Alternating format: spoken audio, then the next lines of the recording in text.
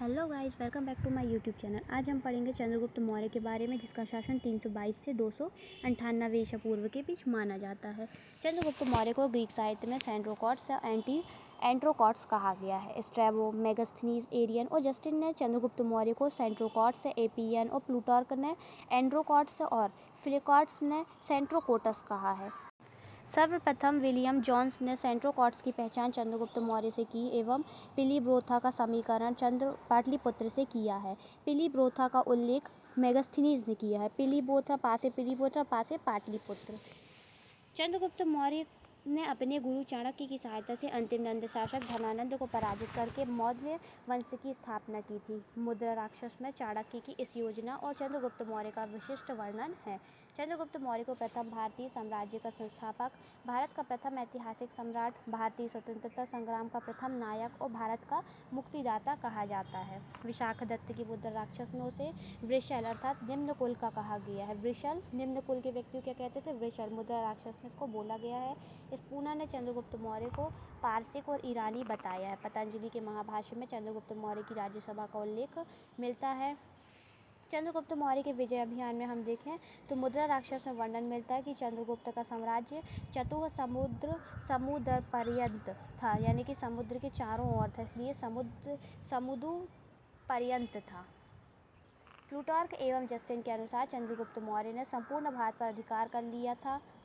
यूनानी लेखक प्लूटार्क के अनुसार चंद्रगुप्त मौर्य ने 6 लाख की सेना लेकर संपूर्ण भारत को रौंद दिया था। सेल्यूकस के साथ युद्ध।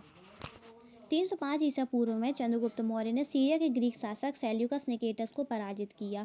संधि स्वरूप सेल्यूकस ने अपनी पुत्री हेलेना का विवाह चंद्रगुप्त से किया। 4 प्रांत एरिया, जिसे हेरात कहा गया, अराकोसिया कंधार, जेड्रोसिया बलूचिस्तान या मकरान तट और पेरोपनीसडाई काबुल दहेज में दिया था। जब हम वन लाइनर क्वेश्चंस देखते हैं तो उनमें हमें ऑप्शंस में आता है एरिया अर्थात हेराट, अराकोसिया कंधार, जेड्रोसिया बलूचिस्तान मकरान तट, पेरोपनीसडाई काबुल क्षेत्र। मेगास्थनीज को अपने राजदूत के रूप में चंद्रगुप्त के दरबार में भेजा। बदले में चंद्रगुप्त मौर्य ने सेल्यूकस को 500 हाथी भी दिए थे।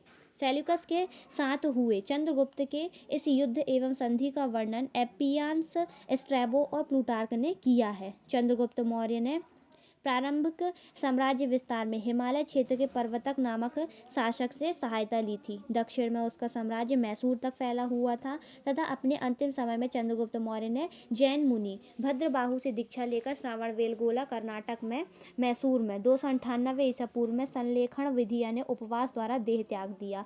परिशिष्ट पर्व के अनुसार चंद्रगुप्त मौर्य ने जैन धर्म स्वीकार किया था। इस तरह की जानकारी हमें किससे मिलती है? जैन ग्रंथ परिशिष्ट पर्व से मिलती है। उसकी दक्षिण विजय की जानकारी तमिल ग्रंथ अहनानूर से मिलती है। दक्षिण विजय की जानकारी अहनानूर तमिल ग्रंथ से और जैन धर्म में दीक्षित होने की जानकारी परिशिष्ट पर्व से मिलती है। मामूलनार रूपदर्शक नामक समकालीन कवि इस ग्रंथ का लेखक था। अहनानूर का वो कौन था लेखक? मामूलनार या मामलूर नार रुद्र शर्मन।